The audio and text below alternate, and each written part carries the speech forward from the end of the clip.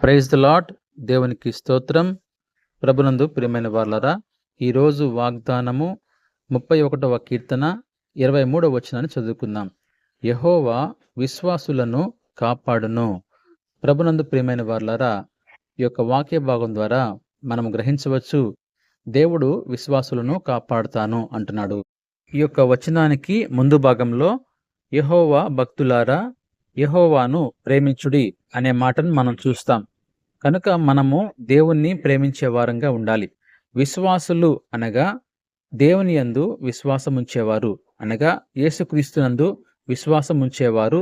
అదేవిధంగా ఆయన ఉన్నాడు, ఆయన మనకు దేవుడై ఉన్నాడు అని నమ్మేటువంటి వారిని విశ్వాసులు అని పిలుస్తాం. కనుక దేవుని విశ్వాసులుగా ఉండడం అంటే ఆయన యందు భయము భక్తి కలిగి జీవించడం. అందుకే ఆయన అంటున్నాడు, యెహోవా భక్తులారా ఆయనను ప్రేమించుడి. మనము ఆయన్ను ప్రేమించే వారంగా ఉండాలి. అలా మనము ఆయన్ని ప్రేమించినప్పుడు ఆయన మనల్ని ప్రేమించి మనల్ని కాపాడుతాడు. మన ప్రయాణంలో కావచ్చు, మన యొక్క కుటుంబ జీవితంలో కావచ్చు, మనల్ని ఆయన కాపాడి మనల్ని సంరక్షిస్తాడు. కనుక మనము ఆయన యందు విశ్వాసం ఉంచి మన జీవితంలో ముందుకు కొనసాగుదాం. దేవుడు ఈ కొద్ది మాటలు దీవించునుగాక.